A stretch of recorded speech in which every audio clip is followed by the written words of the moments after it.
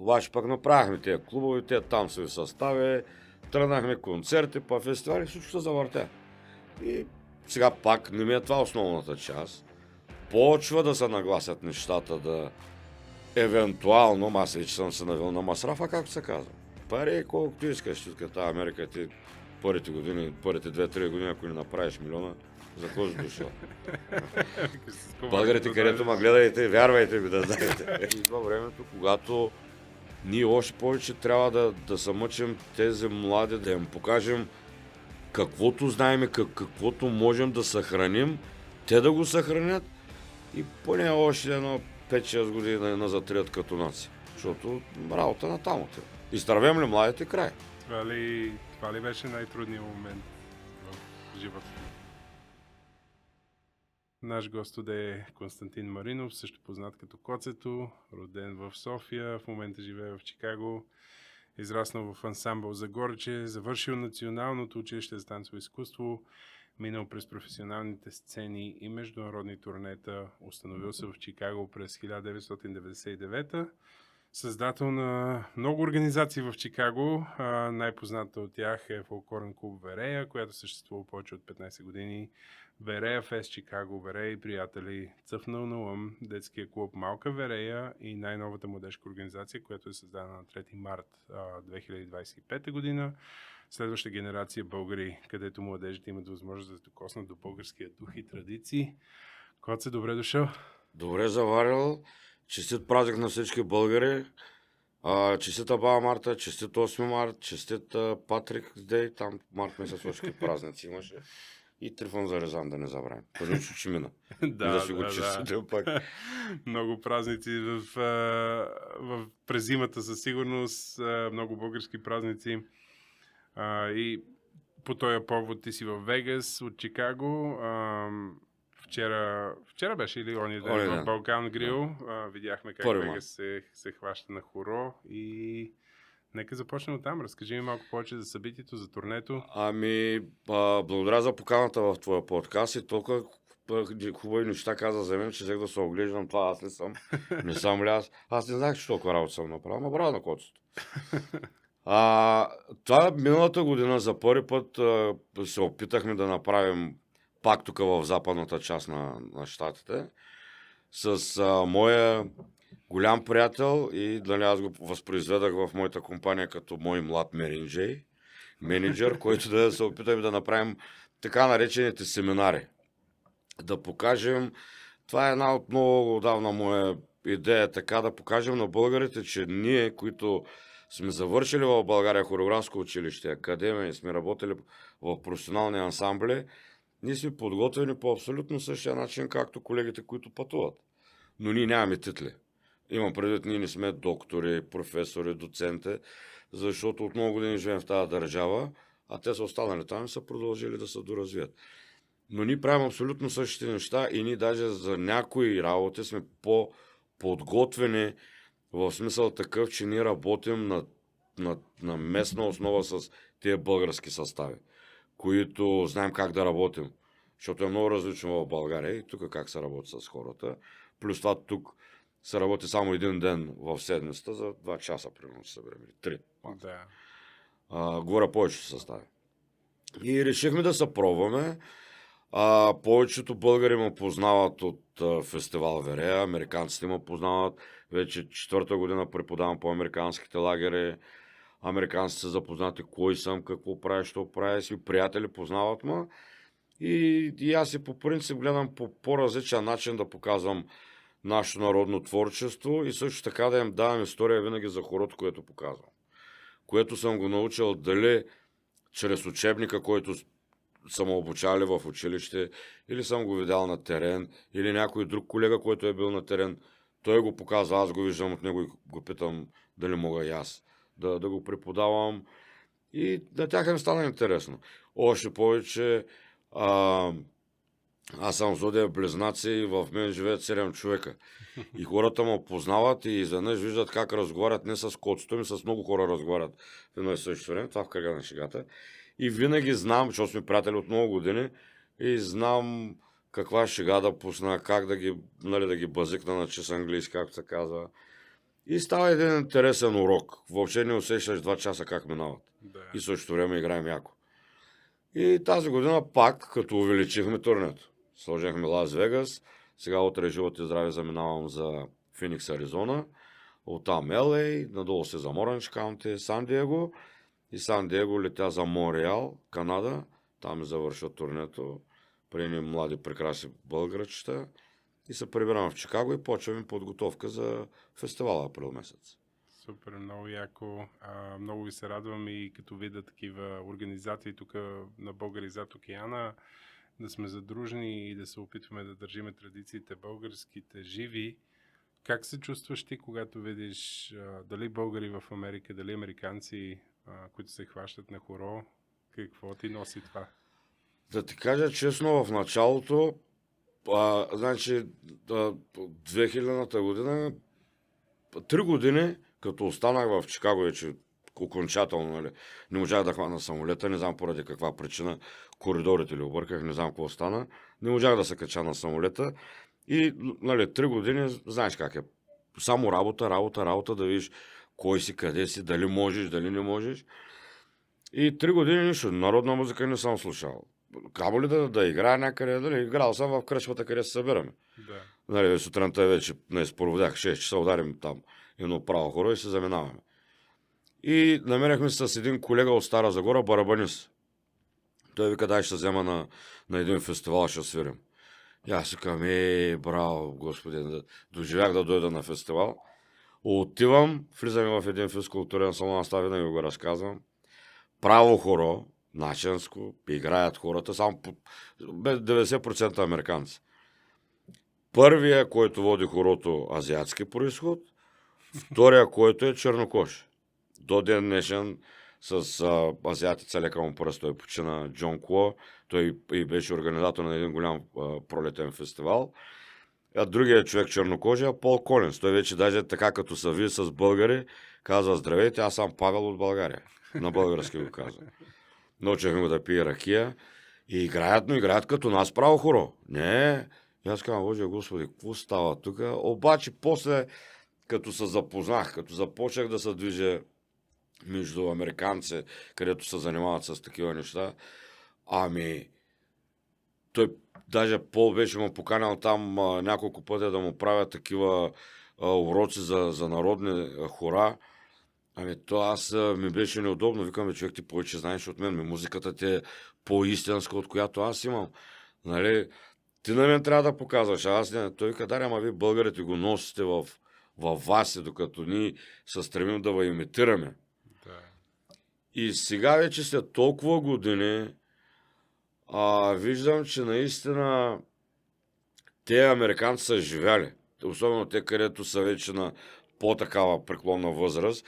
Те 60-те, 70-те години това е било нещо много интересно за тях да отидат в социалистическа държава, балканска, Македония, България, Сърбия, Румъния, да видят ние как живеем. Те просто нас са наимали едва ли не, че ние лошите като индианците пали могат да се приказваме. Обаче виждат, че не е така. Сме много богата. Нали, за мен Балканите сме били една нация. И може би сега политиците са наразделили да бъдем сърби, румънци, македонци, българи, всичко е било едно.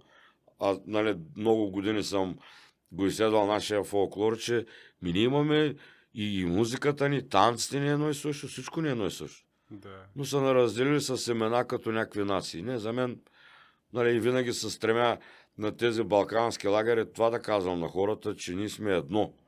Още повече пък музика, танци, песен няма как да нараздели. Независимо коя държава. Да.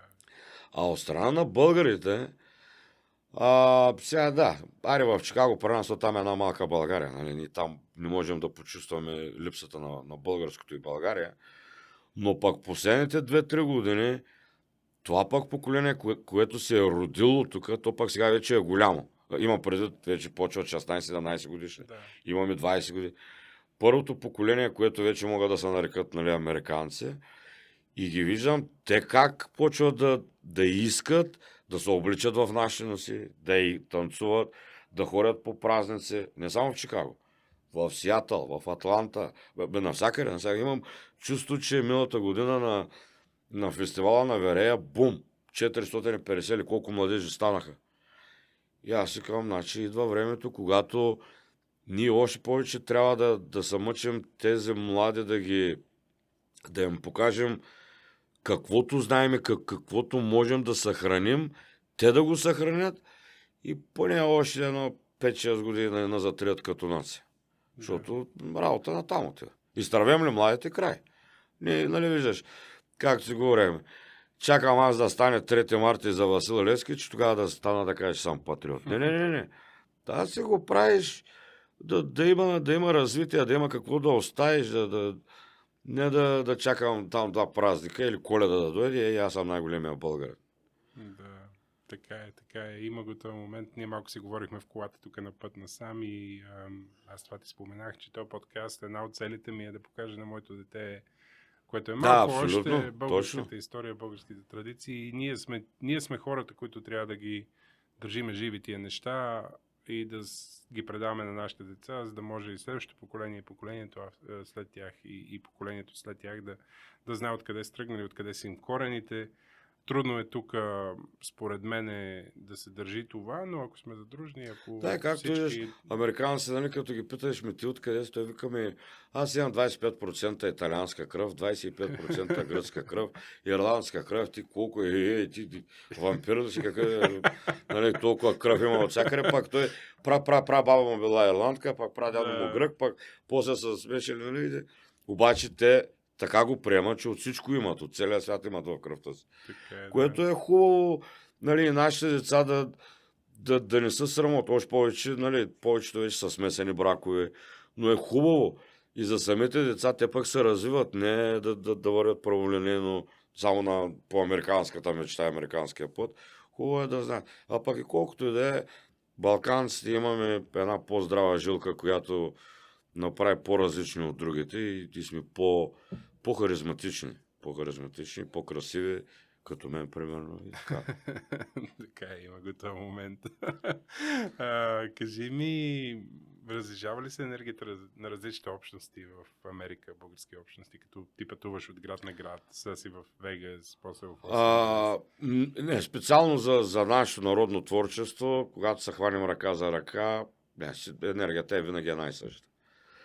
Но това ми прави впечатление, че има градове и групи, които искат да се научат наистина на български народни хора. Нали, не казвам автентични, защото за мен автентичното хоро е това хоро, което даденият човек го е изиграл. И аз ако съм бил там и после почна аз да го играя това хоро, аз не го играя автентично. Аз го показвам и то става народно. Нали, който го види от мен, пак той го предава на другия. А автентичното е човека, който го е изиграл, защото той е първородният, нали, първообраза, който го е изиграл. Аз вече го пречупвам през моята призма.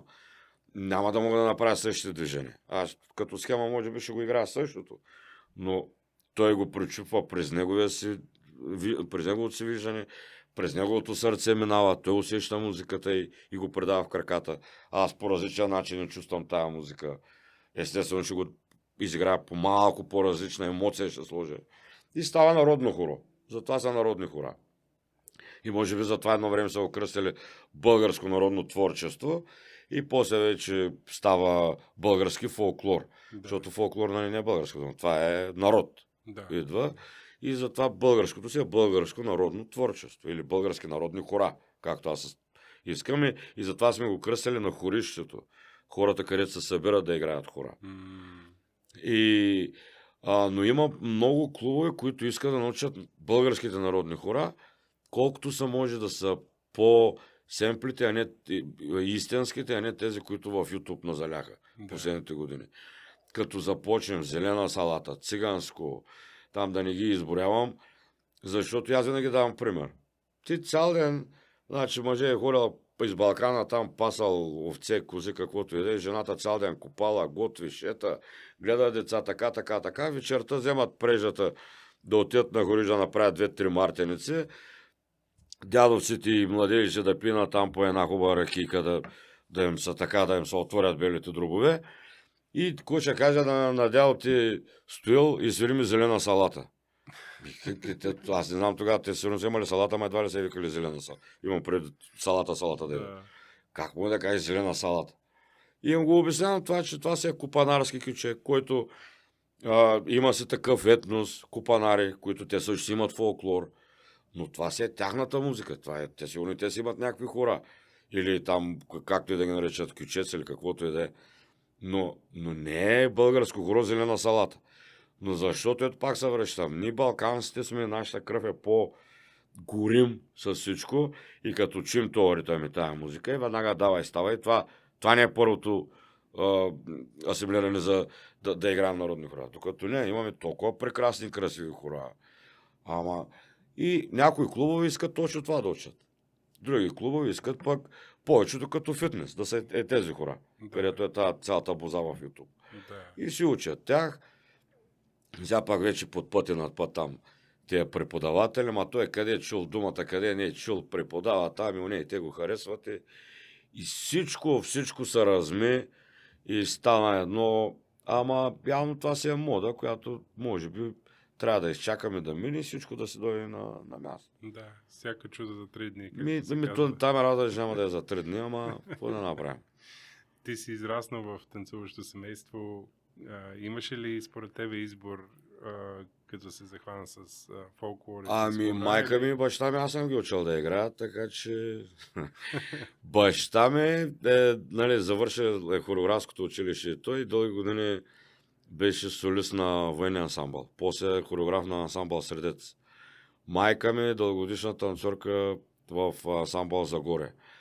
И значи аз може би трети клас, четвърти чух за хореографско училище, и което, играе от 5 годишен. Значи след 2 години, живот и здраве, ще направя 50 години на сцена. За първи път излезнах като солист на ансамбъл Загорче, 1981 година, 1300 години България. С една камерна ръченица на Петър Григоров. Това никога няма да я забравя. И докато отида в София да уча, винаги аз я играх тази ръченица с момичето, което ми беше партньорка. И трети клас чувам за това хореографско училище и че там не се учи много. И аз си казвам, Коце, това е твоето училище. Обичаш да танцуваш и няма да учиш. И то тогава приемаха от 7 клас. 7 клас отидах, кандидатствах и тогава беше, тогава се водеше Държавно хореографско училище, единствено на Балканския полуостров. Другото училище в Москва за танцори и хореографи. И ние тогава се явявахме, 1500 човека се явяваме на изпит за, примерно, за 9-10 места. Да. Нали, голямо подбор имаха от цяла България.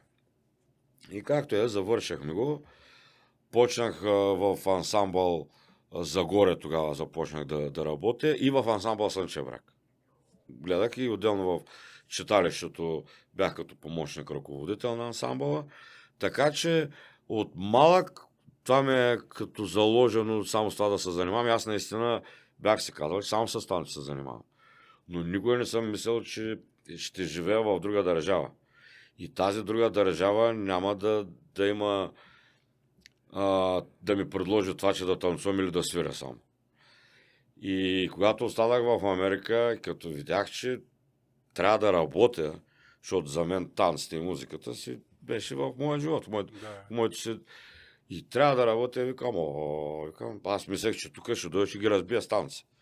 Към край, тук ставам най-добре, само с танци се занимавам. Бяхме направили един оркестър, свиряхме по българските заведения, долу-горе изкарвахме някакви пари за около 1 година. Две години. Викам, Боже, почва се нарежда американската мечта. Почва, ама друг път. Но остана си това и почнах исках да се пробвам да не се лишавам от това, което съм искал да правя. Още повече, нали, семейство, деца, няма как. Не съм сам да кажа, видях Америката, ама не става се прибра да се доизиграе играта в България. Обаче пък направихме тези клубове, тези танцови състави, тръгнахме концерти, па фестивали, всичко се завъртя. И сега пак не ми е това основната част. Почва да се нагласят нещата да евентуално, аз вече съм се навил на масрафа, както се казва. Да. Пари колкото искаш, тук тази Америка ти първите години, първите 2-3 години, ако не направиш милиона, за кой си дошъл? Българите, където ме гледайте, вярвайте ми да знаете. Като дойдеш с купа на летището с два Да. парите чакат. Кажи ми малко за идването 99-та година, като пристигна, как беше? Имаше ли културен шок? Имаше ли ги тия моменти при тебе? 97 година за първи път дойдохме в Америка с ансамбъл Слънчев бряг, и то тогава турнирото беше Канада, Америка, Съединени щати. И тогава още веднага в Канада оставяхме един наш колега. Той остана в Монреал, до ден днешен си е там. И той се занимава с танци, има си ансамбъл, прави много грандиозни спектакли всяка година. И аз викам, обаче тогава имах колеги в Ню Йорк. Викам, ние пък в Ню Йорк ще останем. И викам, след 2-3 години, нали си говорим с това момче от Канада. След 2-3 години ще се намерим, вече сме забогатяли и почваме да правим нашите работи и това е. Обаче се оказа, че не е така, както си я мислим и както сме гледали по филмите. И ансамбъла се нарежда да накачат на кораба, да отидем да видим статуята на свободата и другото островче, където са ги приемали имигрантите. Да. И ние тогава с един мой съученик, лека му пръст, царство му небесно, здравеца, нали, решаваме вече да възираме. Тръгваме, то народ, ние идваме от село. И гледам, какво правим сега? Ние няма да пресечем улицата, ще оставаме в Америка. Не знаем никакъв английски. Ама никакъв. Thank you знаем само и това е. И не сме сигурни дали правилно го използваме. Казвам. И викам, какво правим? Нали? Той къде ще търсим българската църква. Как ще я търсим, бе? И спираме хората, се кръстим и ще търсим България. Казвам, че кърво ще набият някъде. Давай имаме билет, нали? След 2 часа летим обратно за България. И знаем, на другата година пак ще идваме. Ние тогава спечеляхме 5 годишна златна виза за тези фестивали. И казвам, знаем, че идваме да научим малко английски, пак да се разтърсим за някой колега, приятел, нещо, нали, някой да ни помогне. И казвам, ние идваме с една раница и това е, и език не знаем. Да. Пари, там каквото ни платят, тогава бяха за 4 на колко, $200 или нещо такова ни дадах. И нали, прибрахме се в България, пак дойдохме, пак се върнахме, вече последния път един мой колега от Старозагорски ансамбъл спечели зелена карта. И той вика, аз ще помогна. А пък ние летим от Чикаго. И фактически 2000-та април месец в Чикаго, той само му погледна на летището, а аз го погледнах, се на кълбойска шапка бях, една малка раничка, тръгнах след него, ваш, качихме се в колата и той вика, сега добре дошъл в Америка. И наистина, аз и до ден днешен му викам майка. Той се казва Емо. Като се види майка това, защото той на третия ден ми намери българите. И тогава, не че бяха много, но пак много бяха сравнени с другите градове в Америка. И на третия ден ми намери работа. Аз нямах паспорт, нямах нищо. Да. Даже да ме спрат, аз не мога да докажа, че съм българин. Да. И в един гръцки магазин започнах от начало да чистя, после да подреждам стока. И аз съм много такъв, че винаги искам с хора да се запознавам, нови да разговарям, винаги обичам да пускам етапи и знае руски. Сега не знам дали ще го приказвам толкова добре, ама тогава много добре го приказвах. И то пак там само руснаци влизаха, украинци и руснаци. И той вика, дай ще направя, те не говорят английски, и те вика, дай ще те сложим на щанда да продаваш риба и тяхните салами, за да може да комуникираш с тях, нали, защото не ме разбираме какво искат. Аз казвам, давай там съм. И оттам, като се почва едно напълняване, едно извисяване във височина, и казвам, тук ще, обаче тогава, нали, се купуваха документи в Америка. Събрах пари, купех си ги документите и само като взех тая шофьорска книжка, викам на тези гърци да виждали моите приятели, че са повече няма да ме видите. И се завъртя живота. После, но повечето винаги с българи съм бил. Почти никой не съм работил. Нали, работехме в една болница, паркирахме коле, но там момчета бяхме българи, които паркираме коле, но всичко около нас, полицията, секюритета, жените там, които посрещат в болницата, американки. И оттам тръгнахме малко да учим то английски. И те викат ми, сега след толкова години, знаеш, го викам, къне го, бе, малко рехавичко, ама къне го. Бе. това ли беше най-трудният момент в живота ти тук? Ами, какво да ти кажа, аз съм много инат. И примерно бях казал, че ако 5 години стискам зъби, 5 години виждам какво става. Ако не се чувствам комфортно, ако ми е просто заради това, че и аз не знам заради какво, защото аз не останах заради пари, нали, да правя пари или. Просто аз наистина си мислех, че тук мога да се развия като танцор и наистина това да. Аз останах на 25-26 годишна възраст, останах в Америка. В ръцете си на танцор. Да. Нали, нищо общо няма с моето нелепо изглеждане в момента. Аз тогава бях 63 кг или колко бях. Ако фарчах. И бях и по-висок тогава. Обаче с този комбиниран фураж тук надебелях и се смалих. И нали, бях си го поставил за цел. И към, ако нищо не става, поне някой лев, нали, да се върна все пак да кажа в село, ще връщам се от Америка и примерно да си купя там една кола от Италия. Обаче, нали, запознах с жена ми, родени са дъщерята и то завъртя. 2003 година едни колеги от Сливенски ансамбъл и те в Чикаго, те пък направиха един състав, той все още го има ансамбъл хоро.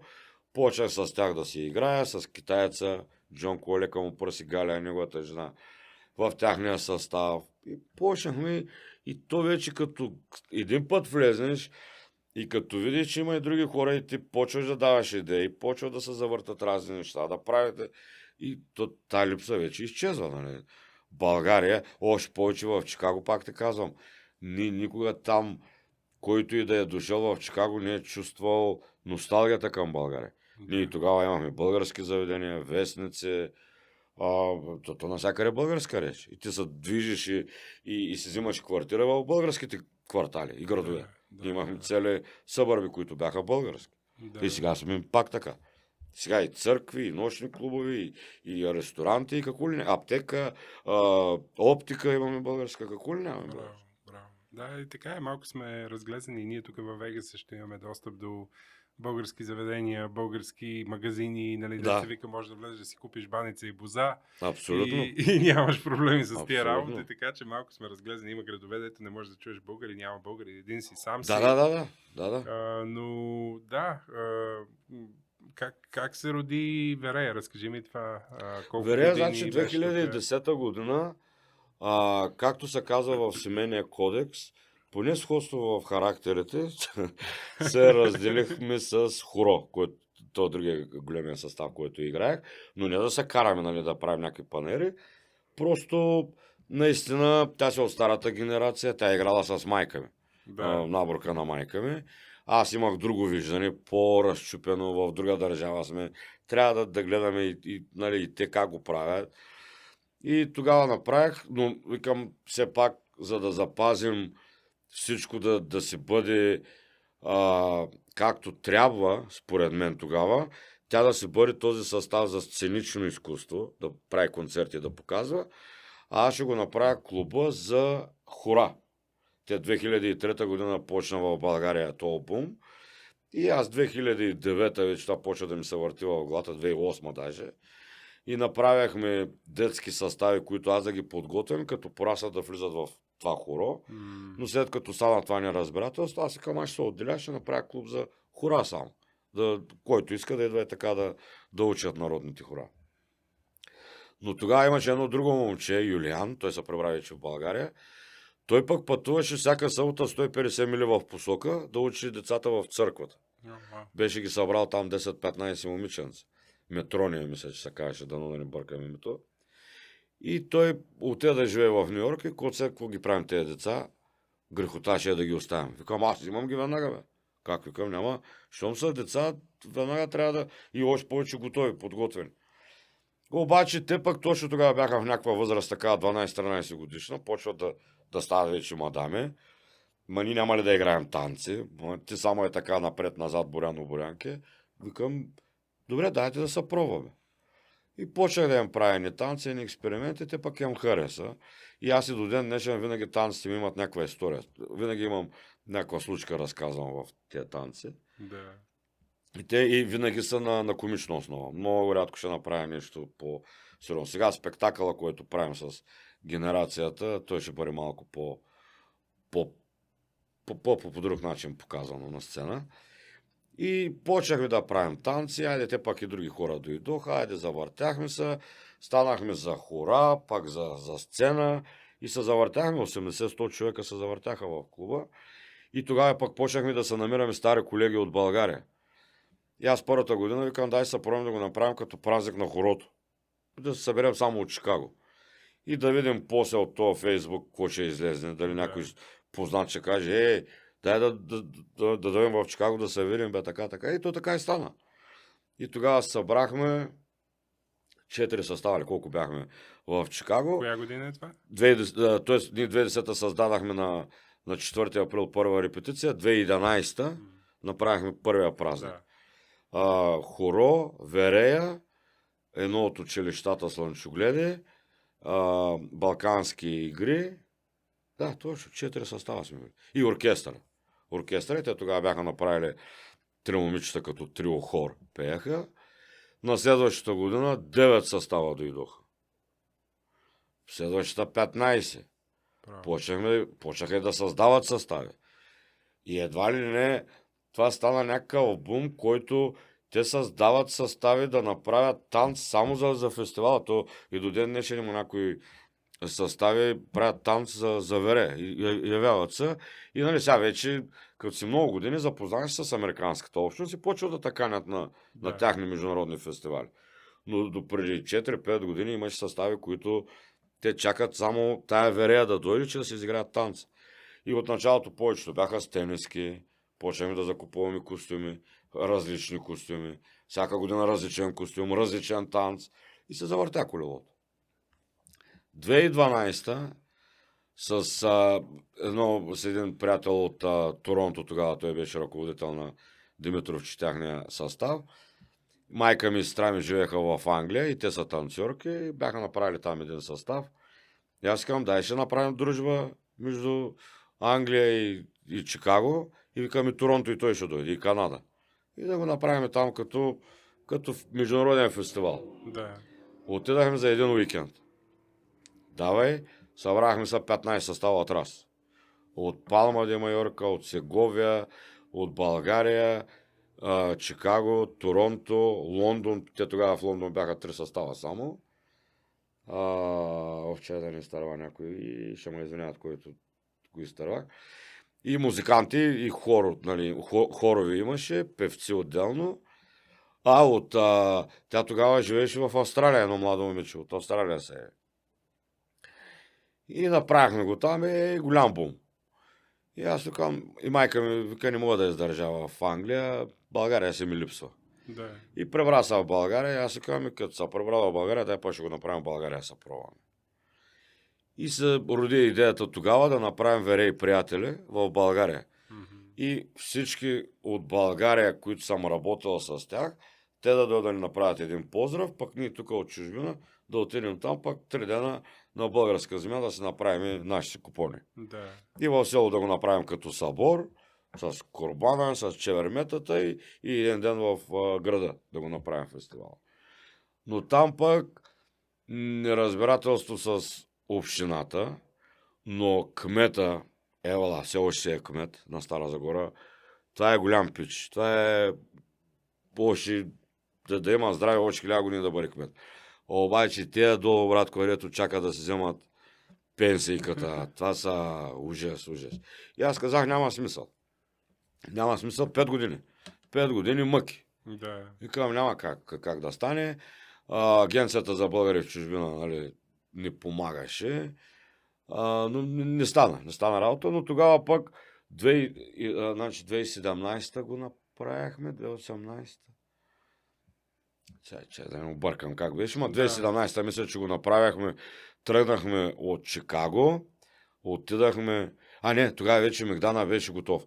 Значи, ако 2012, 2013, 2018 сме прекратили в България, Но точно тогава пък се зароди на Мегдана на другата България. С Анита, която има състав в Лион, Франция.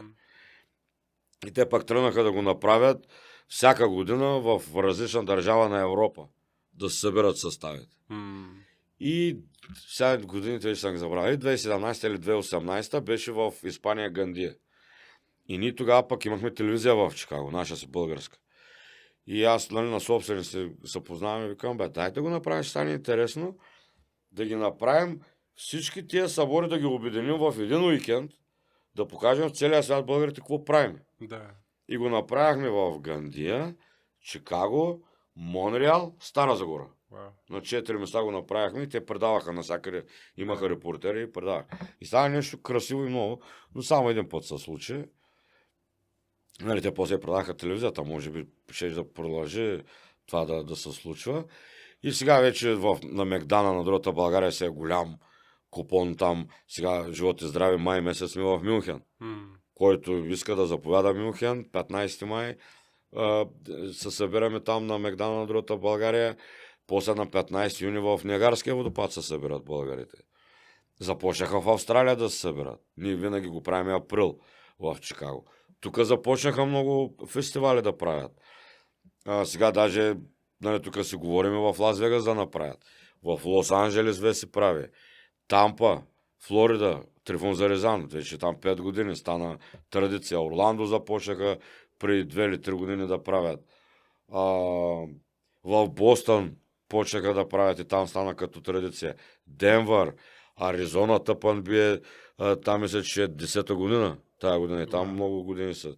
Така че завъртяхме и, нали, моята идея беше едно време да си остане едно име, само да е Верия, за да му като кажеш Верия, всичко знае за какво става въпрос. Да. Но явно така трябва да се случват нещата при нас, българите, всеки да си е той да е, нали, макар че то пак ще да си е всеки за него си, но когато кажеш отивам на международния фестивал в Кан, всички знаеш, че отидеш в Кан и гледаш този фестивал, който ти е за филми. Нали? Да. Това беше идеята да си остане едно име Верея, но така тогава и винаги, всяка година, аз казвам на другите колеги, вие давайте предложения как да го развиваме този фестивал и какво да правим. Да. А не аз да ви казвам, ти си кмета, аз не съм кмета, ама както виждате, преди години исках да го направя всяка година да сме в различен щат и различен град, хем ние да обикаляме и да виждаме. Вие казвате, ние такава организация не може да направим тук в Чикаго. Да. Предложихме на 3 години да го направим като Коприщица. На 3 години да събираме в Чикаго, за да могат и другите фестивали да ходят. Не, тук ще видим до кога ще скараме. Тая година сме 16-та. До 20-та година съм казал, че няма да се отказвам. И после вече, като направим 20 години, ще кажа до 25-та година няма да се отказвам, после ще кажа до 30-та, аз винаги така. Всяка година се отказвам. Така е, човекът си намери призванието, няма Но отказване. той и самите колективи, самите хора, ти ставаш приятел, и ти наистина чакаш тези 3 дена, братко, ма така се разтоварваш, ма така се зареждаш с емоционално. Това са 1000 човека идват. 1000 човека играеш заедно, ръка за ръка. Ти 24 часа си и тези хотели ги вземем колкото да направим някакъв бизнес на хотелите. Да. Ние там съберем само да се изкъпиш, пак се тръгва. Куфарите стоят неразопаковани. То приказки да се видим, ама така е. Нали, сега с някои от съставите по-често се виждаме, но то винаги има какво да си кажем. Винаги има нещо да...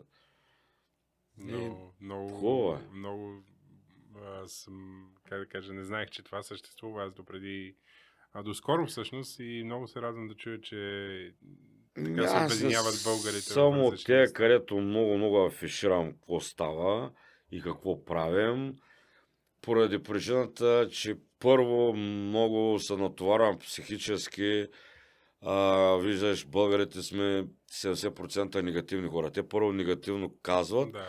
Много рядко даже ако не ти харесва, просто подмени, нали?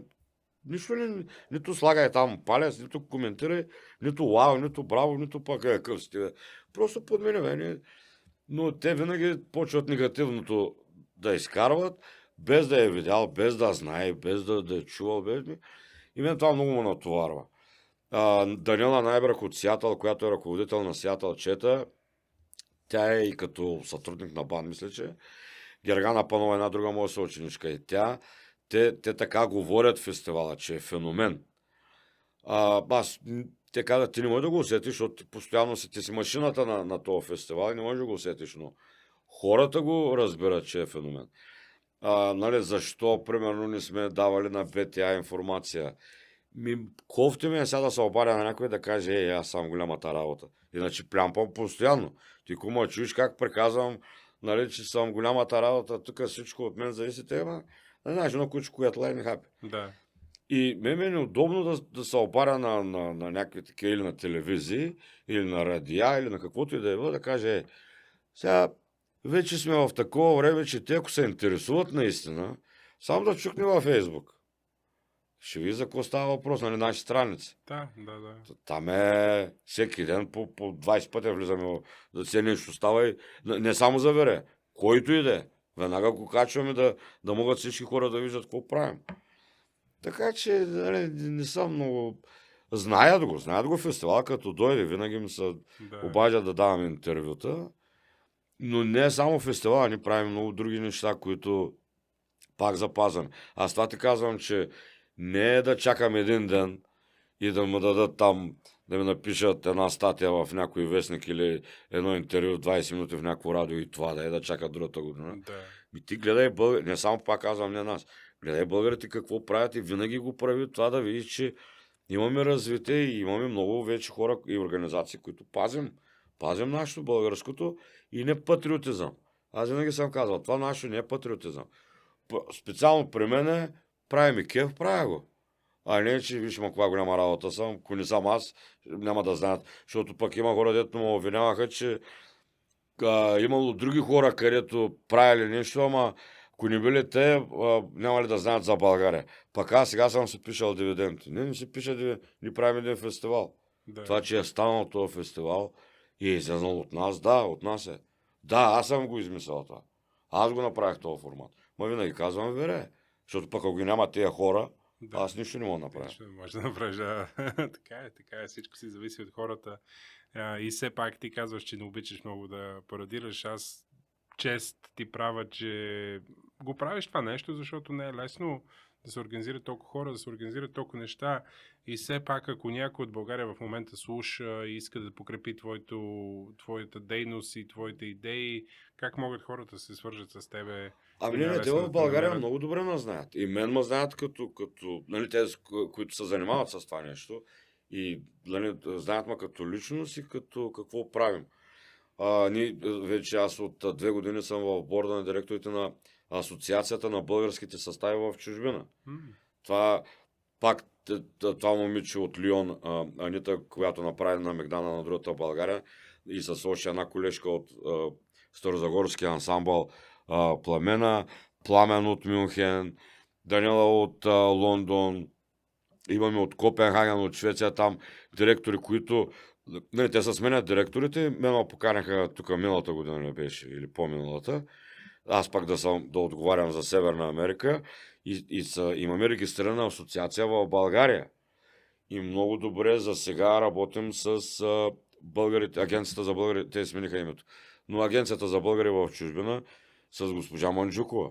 Нали, тя е голям радетел за тия работи. Да. Всеки ноември се прави семинар в България. Събират се всички ръководители на съставите в чужбина, да им се покажат как се работи, кои области, какво, що. Отделно, миналата година беше за първи път във Велико Търново се направи такъв фестивал, който Стара Загора се мъчехме да правим. Сега тази година ще бъде в Бургас. Септември. Мисля, че беше около 20 септември. То вече има реклама. Така че те не знаят кои сме и нали, много добре знаят с какво се занимаваме. Важно е те да имат интерес от България. Защото те, които са в Европа, те имат привилегията повече да знаят и повече да са по-близки с институциите в България, защото Европа е, като кажеш европейски проекти, знаеш за какво става въпрос. Да. Като ние тук в Америка, кой ще помогне? Камо ли пак някой да ми даде пари от там, от България да ми даде пари тук? Те закриха това, където да гласуваме секциите, ги намалиха, Пак камо някой да помогне да Да. ти се развива. Да се държи Пак за тази културата. тема да не отварям, че ще трябва до 8 март после да правим подкаст за жените специално. Пак какви работи за тези години се наслушах и навидях, ама както и да е. Ти иначе подкрепяш идеята за културен дом в Чикаго. Това аз го намерих Да, от интернет. това много, много години е тая идея и вече правим 6-та година. Сега ще направим, както го има тази сграда. Аз му казвам читалище. Читалище, това е единствената нация българите, имаме дума читалище и самата функция на това читалище. Никъде по света няма тази дума читалище или пък да има такъв дом Да, за култура. да.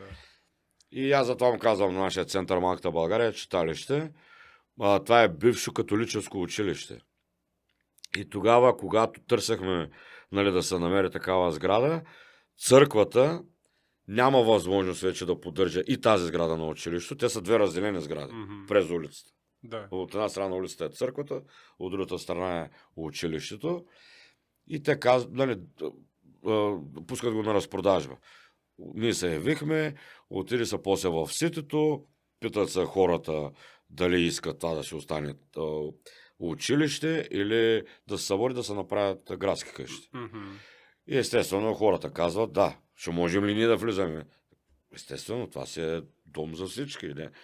То, че се казва Малката България. Да. И тогава с помощта на родители, на бизнеси, събраха парите, закупи се сградата, всичко вътре се ремонтирало от до. Та просто българите, когато кажем да сме заедно, смятай така машина ставаме. Всичко минаваме и мачкаме за норматив, продължаваме. Обаче Докато се стигне за този момент. един да има да сложи това камъче там под каруцата, къде вика и обръща каруцата и се започва. Тези организации, които са срещу нас, те никога не вярваха, че това ще се случи. И ще се развива. Да. И някои от тях продължават да са срещу нас, като виждат какво става. И те са 600 деца ли вече, колко са. Няма да очертавам точна бройка, пък после да ни кажат, то лъжи. Да, той лъжи, да. Да. Но са много. Но аз пак казвам, такива, където ни вярват, особено те, къде живеят в Чикаго, те, къде са в България и насам натам, те, какво прочитат в жълтия вестник, това и те приказват и плямпат в този Фейсбук. Ма те, кои са в Чикаго? Елате, вижте го, вижте сградата. Всеки ден е отворена. Да. Всеки ден, аз имам всяка вечер репетиция там. Да. Всеки ден имаме гимнастика, имаме тенисна маса. Винаги е отворена тази сграда. Ела, виж и тогава приказвай, тогава плямпай. Питай, каквото искаш, питай. Особено пък аз съм там, питай, мен без всичко ще кажа. Има го този момент малко с българите. Ти каза и в началото, доста негативна нация сме, според мен. Това е едно от нещата, което най-много ни пречи на нас, българите. Надявам се повече хора да... Нали ще живеем тук в тази държава, дето всеки, ако иска да направи нещо и го прави по правилния начин, винаги може да стане. Даже да има и конкуренция, това пък ще е още по-добре, защото пък ще те кара да мислиш нещо иновативно, да бъдеш пак по-напред. Да дърпате нагоре. Ако пък не го искаш, това пък добре бе, ела с нас, колкото сме повече заедно, а не 1000 културни центрове. Но кой му е нужно 1000 културни центрове, като правим едно и също? Да. Обаче да не са те, т.е. да не сме ние, да са те. Не бе, ела, приказваме, ще се намери някакъв начин да работим заедно. Имам си много хубави хора. Така е. Много хубави хора сме. Има го и това. Просто така сме, може би, устроени или нямам представа. Аз това не мога и не искам много да влизам в детайли в това нещо, защото и навсякъде така, сега като почнах да пътувам последните години, макар че и другите общности, и те си ги имат проблемите, но някак си като чили успяват по някакъв начин да ги замаскират, да ги направят така, че много да не изглежда отстрани, че, пример, аз преди години, като напоканяха в Милоки, това е на границата с Уисконсин и Илиной, едно градче, то е 90% сърби. Да. То е сръбски град. Наканят в църква Свети Сава, мисля, че се казваше, на фестивал. Обаче само ние сме българите. Аз така не можа да разбера, защо бяха напоканили нас. Те чрез някакъв друг човек бяха напоканили, но само ние сме българи, в смисъл играем български народни танци. Да. Иначе от 5 годишни до 65 годишни се излезнаха с 20 състава, само сърби. Църквата, голям паркинг, сигурно за 1000 паркоместа. И училището и вътре е ресторант. То е като банкетна зала, да го кажем. Да. Това те си го построили. То си лече, че е чисто. Те си го построили. Обаче всичко, братко, там. Ма няма твоята група прави сега това, аз ще му пълня гоща да ходя му помагам или пък да ходя да си плащам билет. Всичко там. Да. Всичко там. От 5 годишно лапето, строено на сцената, с костюма, нагизано, направено, чака да играе хората. Ме ще играеш, не ме. После всичко вътре влиза. Младите, те сервират, да, гръците. Ти да идиш на гръцки фестивал при нас, Да. или на тяхните пикници, всичко е там. Всичко. При нас винаги се почва сега да ходя да му или пък. Ако аз го направя, другия път ще го направя една седмица преди мен. Да може той да обере хората, пък да, нали, при мен ако дойдат, или пък ще ходя аз, ще да му дам. Ма ние сме. Но иначе и другите нации са дразнят и други, нали? Там си ги има. Да. Но за такива неща Като дойде отиват време, да. и знаят, че това, което го правят е заедно за етноса им, да се покаже пред американците да бъдат сила. Да. А не ние, че да политика, примерно, и той да си има претенции към те ги харесвам, другите не ги харесвам. Нали? Да. И той да почва да разделя. Не става така. Да, Не става. дано повече хора да го чуят това и да се замислиме малко за тия работи, защото има го този момент и тук във Вегас е така доста. Има и сръбски фестивали, и гръцки фестивали и така нататък. Надявам се и български. Имаме и ние български фестивал тук на 24 май, но надявам се да се популяризира Да, съм и присъствал. да оставиме тия малки такива неща зад себе си, когато е време да сме сплотени и да сме заедно, защото фолклора е част от нас и от нашия... Абсолютно, това е нашата идентичност. Това от нашата да показва идентичност, какво сме като нация. И трябва да го държиме българския дух жив. Накрая имам тук към тебе няколко блиц въпроса. И аз ще те питам едно нещо и ти само ако можеш да довършиш изречението. Така е формата. Нов формат е това. За първ път го пробвам в твоя подкаст. Ще видим дали го харесват хората или не. Ако ви харесва, коментирайте долу по това видео. Но фолклора за тебе? Е магия. Магия. Много силна дума. България? Е първа.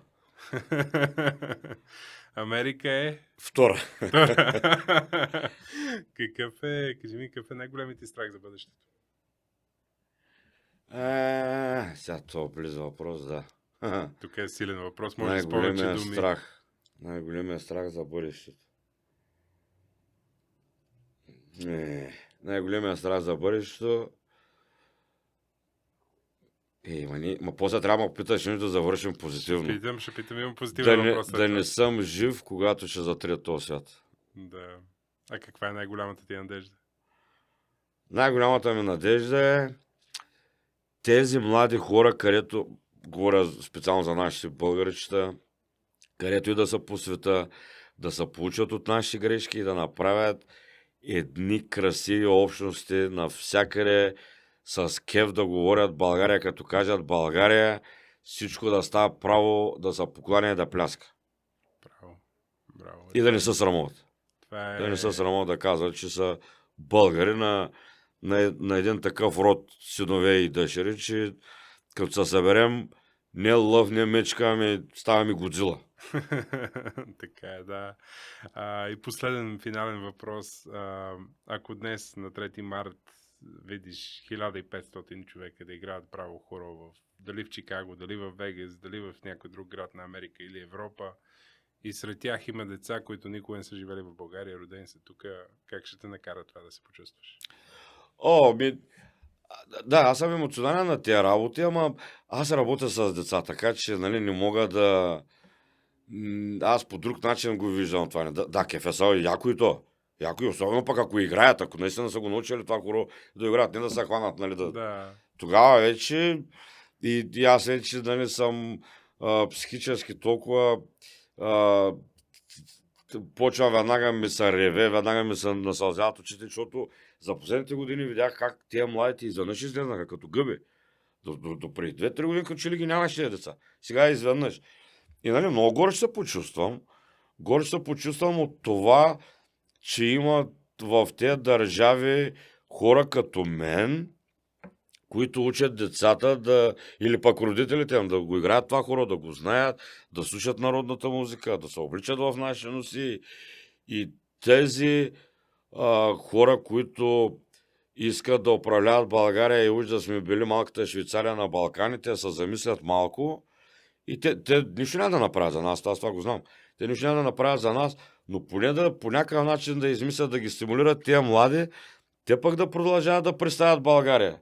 А не като поразят да кажат, аз нищо няма от тази България, една са изгодени по някакъв начин. Да. Те деца, защо и те трябва да имат това мислене за уж тяхната втора родина, защото те, които са раждани тук, едва ли се приберат в България. Да. Трябва да е някакво чудо. Това всички го знаем, че няма как да стане. Да. За наше съжаление. За жалост, да. Последни думи, ако някой те слуша в България, който иска да емигрира в Америка или не само в Америка, някъде по света, какво би им казал, какъв съвет би им дал? Преди години, както ми го зададат този въпрос, и тогава бях много директен. Значи викам всичко да тръгва, взима куфарите, да изчезва, никой да не остане в тази България, само депутатите да умрат от глад и ние се върнем. И ще оправим държавата. Обаче сега целият свят вече стана толкова объркан, толкова едно... Ти никъде вече не си сигурен. Никъде вече все още тук може да разчиташ на някакъв елементарен начин на живот, нали, да си плащаш квартира, ток, вода, телефон, нали, това все още можеш да си го позволяваш лесно. Не се замислиш за тези работи, дали ще ги изкарам парите. Да. Но по-добре да... Защото то е, че 80% от българите са били навън. По-добре да почнат това, което сме научили в чужбина, да го прилагаме в България, да спазваме законите, да си караме както трябва. Аз мисля, че след време, 30 и колко години чакахме. Сега още 30 години па ще почакам. Тоест, аз се слагам в това число, аз се изключвам, просто разсъждавам така като някой ментор. Да. Давам акали, което въобще не ма слушайте, мили българи. Кото ви на сърце, правете го това. Тези, които сме тук, сме дошли да създадем нов живот. Тези, които са в Европа, повечето са отишли заради някаква финансова криза за моментна. Но кой каквото му е на сърце, каквото иска, то вече всички станахме граждани на света. Дали ще живее в България, Дубай, Америка, дали... Аз не мисля, че кой знае вече каква разлика има. Особено па и в България с 2 евро. Да. Ти и в Европа си ходиш както сега аз от тук ще до Феникс. Да. Има го този момент. Но... И нали, какво да им кажа? Пробвайте си късмета, бе, що? Трябва да бъдем авантюристи, бе, това не остава. Да. Както казваше един герой по едно предаване, днеска на има, утре на няма. Тъй, че живее живота на мах и тая. Така, много силни думи. Коце, благодаря ти за този страхотен разговор. Отдели време тук си в И Чикаго аз за няколко дни. благодаря. Дано да им хареса на хората. Дано аз да съм те така накадем, както се казва на английски, да те тръгне подкаста. Всички жени, момичета, целунва прегръщам от хубав Лас Вегас. Момчетата, потупвани по рамото. И желая ти здрави, успех и на всички българи. И винаги съм казал накрая, трябва да сме единни, за да сме сила. Мерси, благодаря за добрите думи и за силното интервю. Мене няколко пъти не исках да те прекъсвам, тръпки ме побиха някои неща, които каза право в целта. Страхотен си, успех ти желая и на теб. Благодаря. Това беше Америка по български, място, където българските истории зад океана намират своя глас. И ако тази история ви докосна, споделяте я, коментирайте, поддържайте канала, защото културата оцелява само когато се предава. До следващия път в Америка по български.